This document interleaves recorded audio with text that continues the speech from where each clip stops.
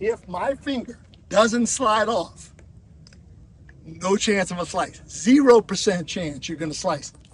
Thanks for watching. This might be the first video you ever clicked about how to swing better at golf. And if you're clicking this, you're probably slicing it because it's in the title.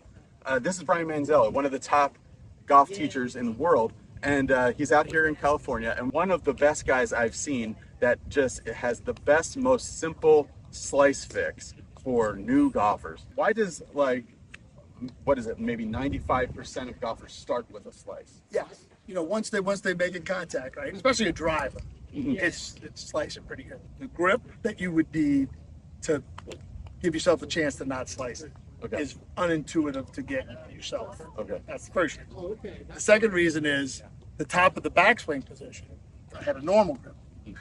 The top of the backswing position, that's standard, you know, mostly flat-ish is the right word. Left wrist to the forearm into my watch, right there. The logo in my watch kind of match. Club faces on like a 45-degree angle. People don't pick the club up and do that. They do something like, you know, like the wrist is So good golfers are much flatter. Yeah, and then no earthly idea from just picking up a golf club, going to the driving range or Top Golf or something, that they need to spin the shaft 100 degrees. You know, on the downswing, they have to literally spin the shaft from the top, a good top, bad top, 130 degrees. They have to spin the shaft to get it to line up. So those three things, rather than, and then maybe not really realizing that the arm itself has to rotate. So if you don't have arm rotation, you don't have club face, you don't have club shaft twist, which is club face twist. Also, if you have a grip that doesn't make that very easy, or a top of the backswing position that makes it where you're really going to have to do some twisting tricks on the downswing, you're going to slice it. 99% of those people will not be able to do what we talked about earlier, which is the homemade fix of the slice, which is backing the grip up. they won't even be able to. They won't even be able to do that enough, and it will seem to be like some trick that you're not in on because you're let's say very talented athlete. You know, I've seen a lot of the, you know, in New Orleans, the Pelican players and the Saints players pick up a golf club for the first time. They miss the ball. It's funny, like to watch them. You go like, oh yeah, that's that linebacker. They've been good at every sport they've ever tried. Yeah. And then they come to golf. They can't hit a shot, and when they finally hit a driver, there's a fence over here. It would be over the fence, you know. They have power. And so the folks that are watching this, there's a couple things that you can do that you will not slice it if you do it. And if you do, then there's another video you can probably do for those people. But I'm telling you, 95% of the people do these, let's say 5 steps. We'll make it 5, a nice number. That if you do it, you're not going to slice it. Okay, so this is going to be the best ever slice fix video, and we're going to put it into little parts on YouTube. First part, let's just talk about grip. So you may have whatever grip. Brian has a really good idea of what grip is going to give you the best chance of being a good golfer. You guys are in a good position now if you haven't been playing golf too long, because you'll be able to change things quicker. And the earlier you decide to have a really good grip is going to benefit you way more than if you have a bad grip that's been around with you for 10 years or something. There's a lot of folks on the internet and not in the internet that are in my business that'll tell you the grip is not important. Okay. But I grew up playing with some African American gentlemen that helped me a ton. Yeah. Guys like George Airline and Walter Pryor in New Orleans, really good players. And, you know, plus handicaps if they had a handicap. They were gamblers for a living. Sure. And they made their money starting in the winter in Florida and working their way up, doing odd jobs and playing golf. And they evaluated the game, because everybody's lying.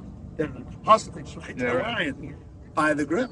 Yeah. So if the grip wasn't important, why are they looking at it? If somebody had a grip that looked like Ben Hogan, they would go. They would be like, okay, I'll give you 2 shots, I'll give you 4 shots, and they would have to, because gamblers always say most of the bet is won or lost in the terms of the bet. Before the first shot is so they would judge it by the grip. Absolutely. Oh, okay. So we're going to show you some stuff that. So let's have Mike get in real close and just detail kind of what you like for a grip. You've got 2 parts of the grip. You've got how your hand is on the club, and I'm going to just do a grip without talking about it. Just say that's my grip. My hand is on the club a certain way. Okay. But I could turn the club upside down and have my hand on the club Yeah. the exact same way. It's gonna be tough, right? Right. So then the second part of it is, with my hand already on the club, how is the club oriented in the hand that's on the club, Okay. right? Because I could grip it without a head. Sure. Then you put the head on and twist the head before you glued it, right? So that's the first thing. Understand you're putting your hands on this handle a certain way, and then you're trying to orient that Face. handle grasp with this club face. And one of the things you want to do is you want to try to create an angle between your lead arm and the club in the golf swing. Even people like me that don't teach a whole bunch of it will agree that the best players have a bunch of angles. So if you grip it in a way that, like if I put the club out like this and I put my left arm in that similar attitude, they're both pointing horizontal to the ground, my fingers are going to be kind of angled on the grip like this. And I'm not going to be able to get that much of an angle between this. If I put my fingers on the club more the way that I like to do it, and I'll show you how in a second, if I do that and I have a little bit more of angle, look at the difference in the angle I can have here. And that's going to affect basically how much you can get rid of the angle and how fast you can swing. So what I like to get new golfers to do, and I'm going to give you the booty view right here, Sure. Yeah. is put the club where the lines on the face here pointing straight behind you, and put your hand like you're playing stop police, putting your palm on a wall right there, and put the club in your hand that way, and grab it just with the last three fingers like this. And then let the club sort of sit back in the web of your hand right there, and you'll have this really big angle. Now, can't play golf like that. So then take a little bit of it out, put your forefinger and thumb on it, and try to make a thumb print. If you did all of this correctly and didn't twist the shaft, what's going to happen is the thumb's going to be to the right of center. And there's a lot of folks that come take a golf lesson from me are very surprised that the thumb's not supposed to go straight down. And then your hand is going to be on the golf grip.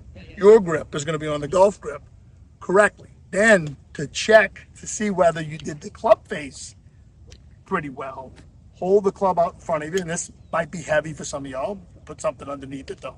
Hold it up. Make the back of your left hand, let's say the back of your left wrist, or where my watch is, make them both horizontal to the ground too. And then whatever the score lines or an iron, the leading edge of this club, whatever difference that is from the back of this flat left wrist, that's how weak, turn this way, strong, turn this way the grip is.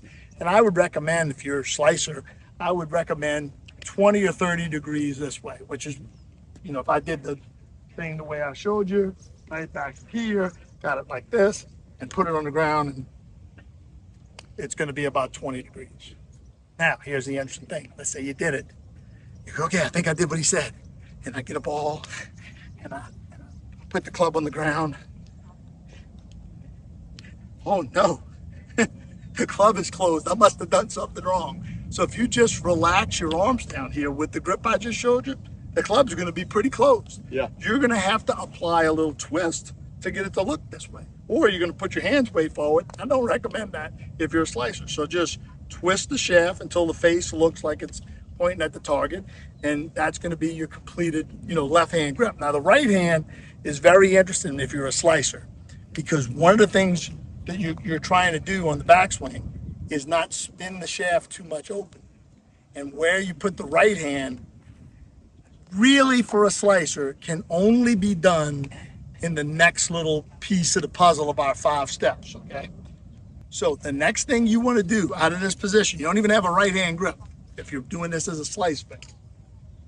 You've got your ball, you've got your hands in the middle, you've applied your little back twist. By the time your left arm gets parallel to the ground, I want this to all be flat. It's because it'll probably be somewhat bent or extended here. Yeah. And if I just swung that back and kept that extended, that club face is going to be kind of pointing toward me, and the wrist is going to be cupped like this. Twist it so that it's flat, and the face has a little bit of pointing away from you or toward the camera here. Then, when this wrist is flat at this position, then you want to put your right hand grip on there, because what you're doing with your right hand grip is you're trying to make it want to help your left hand. Your left hand grip. It's sort of the modifier here. So from this position, make this little Hawaiian little thing right here and give yourself the middle two fingers shaped as much like this as you can. Put them on there and slide it down. How you do the connection, I'm not that concerned with. Interlocking's pretty big now. Used to be 90% of the tour was overlappers. Either way, I would not do the 10-finger grip unless you have little bitty hands. So now you've got your right hand two fingers in this position when this wrist is flat, and then fold your thumb, your lifeline over this thumb. And what you ought to wind up with is a little bit of a trigger finger, a little bit of your forefinger a little further down, and the thumb will be just a little bit to the left of the middle. This is more of a, pretty Van Hogen grip right here at the bottom. If you look at the Van Hogen Modern Fundamentals of Golf, and then my right hand grip's a little bit more this way.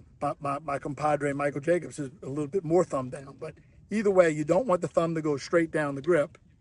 You want it somewhat of an angle, and you want some amount of trigger finger.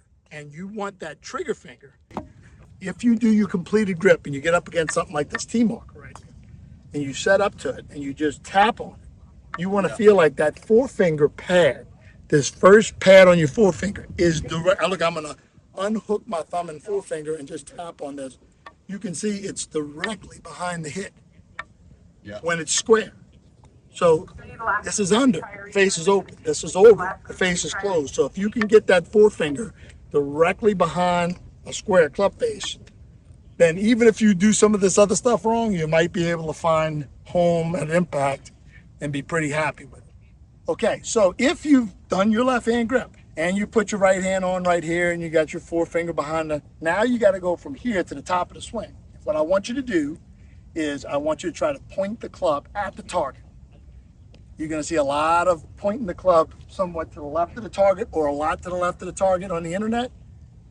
Just know, might work for you one day, but if you're a slicer, this is called laid off. This is called across the line.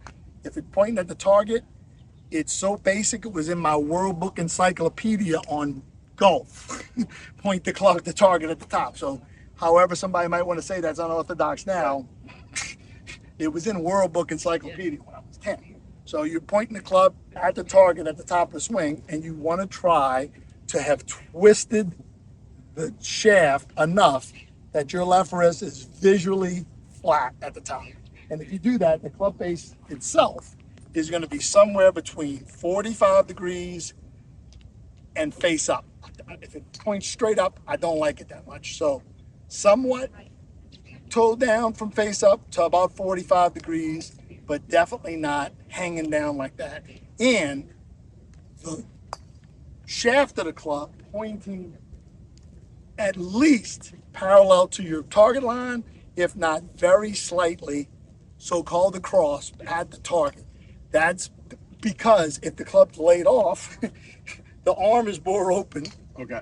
Then if the club's across the line, the club is more closed. And the number one reason you slice it is the face is open. So that third position, believe me, is big.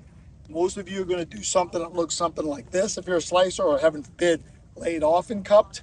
If you can get that club to point to the target, maybe even let your right arm fly a little bit, and still keep this left wrist flat, and have that club face in that range I showed you, you are on your way. You've done everything from putting your hands on the club to get to the top of the swing where you should have nothing in there that actually made you make a slice move. And this is something I invented, often copied. Sometimes people give me credit. It's called lagging the sweet spot. So I take my little forefinger right here, get it wet, and put it on this sweet spot. Okay. 99.999% of you slicers out there, if we gave you the perfect grip and we got the club face at the top really good, then this is like 3/4 backswing, it's fine. Yeah. Maybe you're not flexible enough to get it to the top. And I put my little damn finger on this sweet spot. And I said, okay, start your downswing. Go ahead. You would slide right off. Okay. And you'll keep slicing if you do that, unless you do something funny at the ball. What you want to do is spin the shaft enough to grab me, and then be able to literally like bend the shaft a little bit and grab me and keep twisting. Oh, okay. But then get this out to the ball where the butt of the club is pointing up your left arm. Right? So let's do that. you're gonna be able to easily, now that I showed you what it is, start twisting now. Got me, still got me. Now you gotta get rid of this angle and get that club pointing up your arm, but still twisting. If my finger doesn't slide off, no chance of a slice. 0% chance you're gonna slice it. It's interesting too, because when I do that, I was surprised at the bottom. I thought I was going to see the face super closed. And it was not. Dead square. Yeah. Yeah, or what everybody calls square, right? Right. So that would be the fourth thing, right? We got left hand grip, we got right hand grip, we got top of the backswing. Now we got lag, the sweet spot on the downswing, which is nothing but twisting the shaft. Now, the last one is kind of interesting. Go ahead and set up to the ball. Slicers in general do like a chicken wing left arm, and the butt of the club, that's this end of the club, spelled just like this butt right here. This butt of the club will point, and the club comes up and is visible to the camera. The butt of the club will point way over here somewhere, okay? Way over towards third base. Way to the left of the target. So, what I have people do, and I want you folks to do, the fifth of the 5 things that are going to fix your slice forever, so that you never slice again. I want you just to make a little like 3/4 through and see where that butt of the club's going. Just nice and easy. All right, so it's over there. Yeah. Don't cheat. Okay. Don't cheat for the folks. It was pointing like right here. Okay. I want it at that same point at my gonna be shrink again belly. Okay. So now the butt of the club is toward me, and as it goes up higher, it's more toward the target. Yeah. So the last time the club is parallel to the ground, if you swing the golf club, it probably goes past that. I want the butt of the club to point at the target at this point, like Rory McIlroy mostly with a driver, Arnold Palmer before he hurt his hip in 1964, or on this side. I gave 2 of my lessons yesterday to really good players. One person who won on a tour that everybody's heard of, and another person that's trying to play the tour, right? And is close to being on the tour. They both under-rotated this left arm, and that butt of the club pointed too far left. And there's a bunch of things that go wrong even if you don't slice it. These people ain't slicing it now. These are tournament winners. But that butt of the club thing, the feeling that these forearm bones right here crisscross to each other and keep crisscrossing, and it'll point. If you kind of drag your arm through like this, and then club the corner, it's going to point over here. No, there is just absolutely no way. If you took a golfer who has no real physical limitations, they do the left hand grip, the right hand grip, the top of the backswing, lag the sweet spot, pretty much over then. But for the people who can actually sort of lag the sweet spot and still fight it off with a giant chicken wing that they learn for whatever reason, and they learn to do the one last point. And a really easy drill for the one last point is take your grip that I showed you, real short, so that you can put the butt of the club on your right hip, like this, and I'll do it toward the camera, and point this right at yourself in the mirror. Because if you try to do the chicken wing action, you're in the way of it, so you just hoist this thing off of you, and you look like Roy. And you could still put a little Ben Hogan Marion on the end of it, it's fine.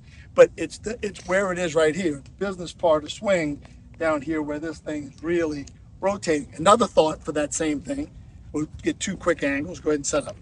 I call this the Brian tree. So this would be a good training aid one day. I'll lose some weight so I don't have to buy as much foam. So you got the trunk of the Brian tree and one last dead branch. So if you were going to hit a shot, slow motion, come down, do the ball. All right, now, how could you get the club to go the furthest? Okay, keep going. If you can get the club all the way around right here, that butt of the club is going to point correctly. So we call this, if the club's going around the clock, this is an alpha rotation drill. You're trying to get the club to go more around the clock underneath this arm.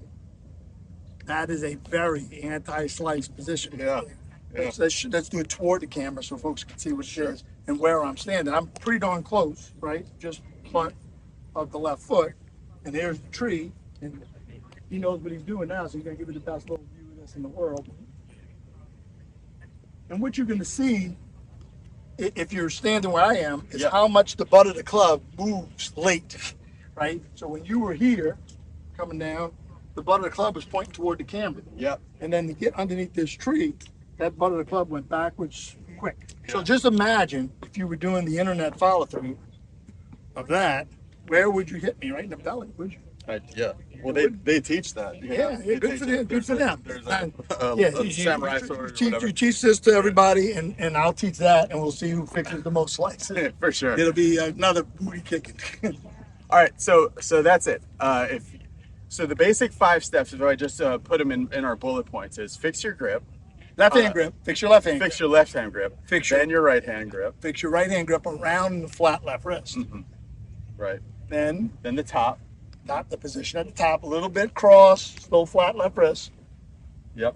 And then hook the sweet spot. Lag the sweet spot. Yeah.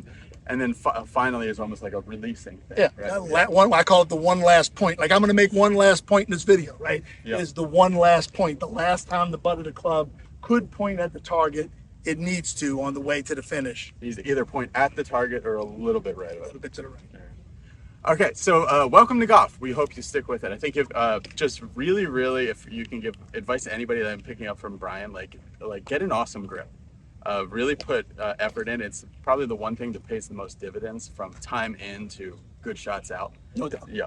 So do that, and then you can find out more about Brian on Twitter or on Instagram, and also you have a YouTube as well, right? Yes. And Brian YouTube Manzella. as well. So he puts on some longer stuff on YouTube that's really good. And all his information about everything Brian has going on is there in our description to this video. And also you'll see a little join button, and join the Be Better Golf Members Club, and you'll see all the unedited footage, and we're doing a lot of other fun things there. Bye.